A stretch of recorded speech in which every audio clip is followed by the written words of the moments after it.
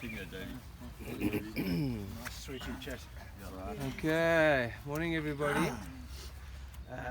Shit, I can't believe how quick it actually goes, eh? I felt like just the other day we were all entering and jumping into this crazy thing, and it's already taper week. So I hope you all feeling pretty good today. I think it's been. I was trying to think, obviously, always what to say the right things. And one of the first ones was like Ironman and what it's all about. Like why do we actually do this stupid thing? Like it's a lot of training. Let's be honest. Like some people, it's competitive, it's podiums, it's times. Some people do it for lifestyle. Some for a bet, bucket list. To challenge themselves. Like there's so many different things to actually why you actually do Ironman and start this journey through it all. And I think it's important because that's the main drive of it all, and that's what gets you through it. I think we also we're privileged enough, like I said to the guys now, like they're not doing Ironman, but yes, they play such a massive part in the whole thing. When you think about like everything that we've been through, like the journey kind of starts last year already, like August, September, October. Even those 3-hour rides you're doing, those long runs, the trips to the Vaal, all the track sessions, the Westcliff stairs, the incredible amounts of long rides. Like just between that time and now, you've probably done over like 24, 25 just long rides. Like you forget about all those other times and stuff that we've actually put in, you know. Sometimes you come to the end, you're like, sure, have I done enough? Like you definitely have. And I think you've been in an environment that hopefully has brought the best out of you for the day. Ironman's, it is a long day, and I do think that mentally it's the biggest thing, part of the day, because the training's done, but I think individually we're all gonna fight different battles on the day, whether it's mechanicals or cramps or the weather or the wind. It's get to those points of breaking points, the dark places, hard to push through, like if your body decides to break down. But I do think if you're strong upstairs, like there's no reason that you can't make it through on the day. I think this is my first Ironman, so it's probably the first time I've done the training with the pressure of actually having to do the race. Like in the past, I've done the training, a lot of it with the guys, but it's different when you actually have to get on. Like I remember those late nights, and I'm like, what stuff am I getting on my bike now? It's like 8 o'clock at night. You like question it. You're like, why am I actually doing it? And then that's when you go back to the beginning, what I spoke about. Like, why are you doing it? Is it because you're trying to achieve something or pressures and stuff? And often in the talks now, like when we huddle like this, we don't do it often, and hopefully the guys enjoy the talks in this last minute motivation. But I always talk about the expectation of others and on the day. The families and stuff there, why are you actually doing it? The expectation is all on yourself. I think everybody else just wants you to do well also, but don't put too much pressure on yourself in those last couple of days. Try and enjoy it, make the most of it. I mean, Saturday we'll have a nice morning down there. We'll be on the beach.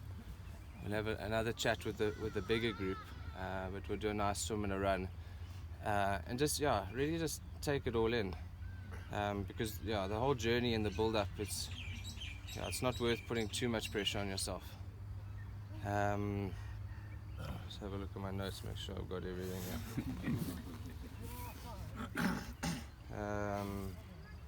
here. That's the other one I said. Like obviously it's my first one. I'm actually doing the Ironman, but what I do know and what I have experienced is actually, and I was speaking to a couple of people this week, is I've seen the family and the friends on the side over the last few years, and that's probably like the biggest motivation as a coach, because you never want the family and the friends to see one of your athletes actually really struggling.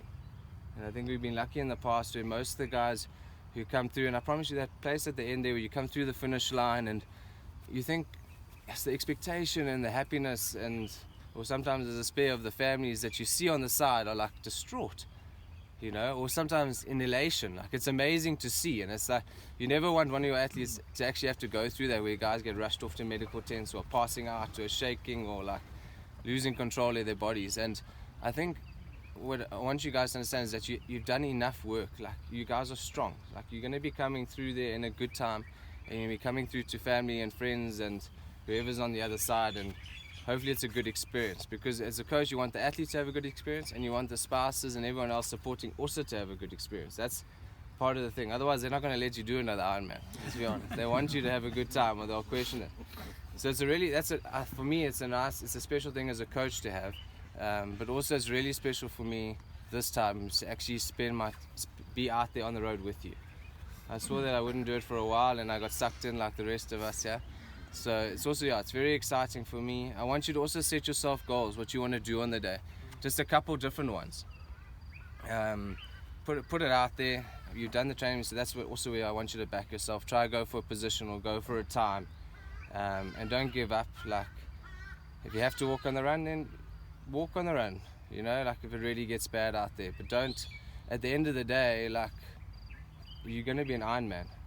And I think that's what I'm trying to get to with the whole talk, is we're all going to be an Ironman. It's all together. Doesn't matter what time you come in, it's mainly to become that brand and break through those barriers and challenge yourself in a way that probably you wouldn't do in anything else. So from my side, I'm super excited to be out there with you guys.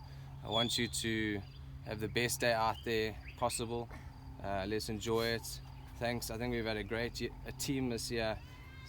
There's been a lot of great moments along the way. So take it all in. Remember it when you're out there and you're in those dark places, and you need that light of glimmer of hope.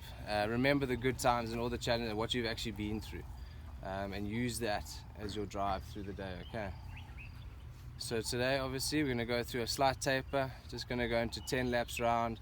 Just a medium to hard effort. Flush your legs. Feel good. If you don't want to wear your watch today, don't wear your watch.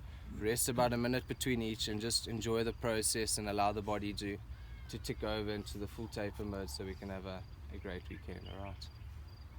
Okay. Are we good? Yeah. Ready. Yeah. Where's Flame's trophies empty? Yeah, Flem, you give us it. Let's go. We'll put all our hands in. Yeah. Let's get our hands in. One for Diffie. Does everyone know it? MTD, Yeah, MTD, it just MTD and then Ahoo. So 1, 2, 3, we'll shout MTD and then go Ahoo. Cool, ready guys? 1, 2, 2, 3. MTD! Ahoo! And the Frenchman.